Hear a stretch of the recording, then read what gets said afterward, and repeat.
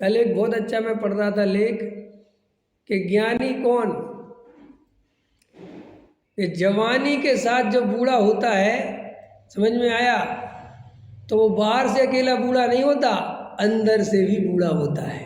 उसका अर्थ क्या है कि हम और तुम शरीर से तो बूढ़े होते हैं लेकिन अंदर से जवान बने रहते हैं। नहीं समझ में आ रहा क्या? नहीं अभी पकड़े में, फिर से पकड़ो। हम और तुम शरीर से तो बूढ़े होते हैं लेकिन अंदर से जवान बने रहते। माने तुमने अपनी जवानी में कोई होश पूर्वक नहीं जिए कि इस जवानी में कोई दम नहीं है, वरना तुम्हारा जवान होने का रस निकल जाता। हमें जवान होने का रस क्यों बना है? हर आदमी बाल सफ़ेद हो रहा है तो काले करने में लगा है। क्यों क्यों तुम्हें जवान रहने का रस क्यों पड़ा हुआ है? इसलिए कि तुमने अभी भी बुढ़ापे में आते आते भी जवानी में सुख की कल्पना कर रखी है। काश तुमने जवानी को ढंग से जी लिया होता, काश हमने जवानी को ढंग से देख लिया होता कि कोई दम नहीं है। इसको कहते हैं ज्ञानी। समझ में आया? जो उसको अब चाहिए ही नहीं। हम बूढ़े हो गए, हमारी मजबूरी है, लेकिन हम बूढ़ा होना नहीं चाहते। तो इसका मतलब क्यों नहीं होना चाहते? कहीं ना कहीं जवानी में अभी भी रस बैठा है।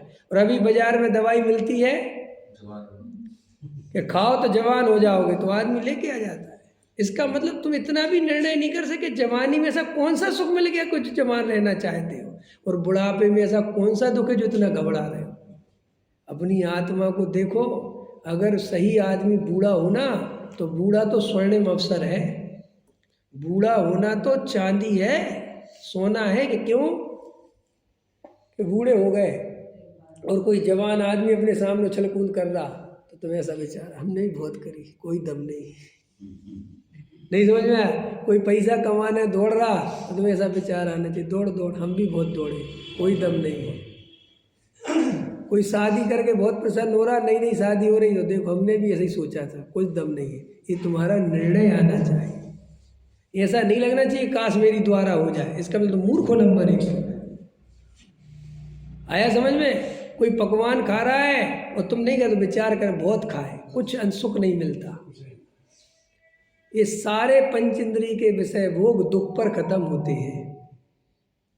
भोग कभी सुख पे खत्म नहीं होते, भोग हमेशा दुख पे खत्म होते हैं। और एक ज्ञानी पहचान जाता है, इसलिए भोगों में सुख बुद्धि तोड़ देता है।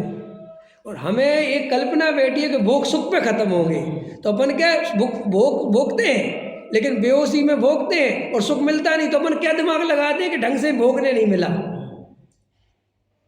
तो आगे वो ढंग से भोगने की तैयारी करते हैं, फिर वो ढंग से भोग लेते हैं, फिर भी सुख नहीं मिलता, तो फिर ये कल्पना कर लेते हैं कि अभी वो ढंग से भोगने नहीं मिला, वरना सुख तो मिलता। बस इसका नाम है मिथ्यात्व। और सम्यक दृष्टि बहुत गहराई से समझ जाता है कि इन भोगों में कभी सुख आने वाला है ही नहीं, तो वो दिन पर दिन जितनी उम्र बढ़ती जाती है उन भोगों से भी ऊपर उठता जाता है। वो समझता जाता है कि सुख नहीं है, क्योंकि इतना भोग भोग के देख लिया, सुख नहीं मिला, तो फिर बाल काले करने का कोई महत्व नहीं रह गया। आया समझ में? कि लोग तुम्हें बूढ़ा समझेंगे, बूढ़ा समझेंगे नहीं, मैं बूढ़ा हूँ, समझने की जरूरत क्या है? क्या रखा? आप समझ गए? ये जो हमें जवान होने का रस है, इसका मतलब हमने जवानी से कुछ नहीं सीखा। सीखना चाहिए था। अगर आप पैसा 65-70 साल की उम्र में कमा रहे हो तो इसका मतलब आपने कमाने से कुछ नहीं सीख पाया, निर्णय नहीं कर पाए कि पैसे में सुख नहीं है। आप 80 साल के हो गए और आपने कमाना छोड़ दिया, और आपके बेटे को आप कमाते हुए देख के प्रसन्न हो रहे हो, तो इसका मतलब कितने बेहोश, कितनी बेहोशी। ये भी विचार नहीं कर पाए कि मैं 80 साल का हो गया और मैंने भी ऐसे ही ढेर लगाए थे, कुछ नहीं मिला।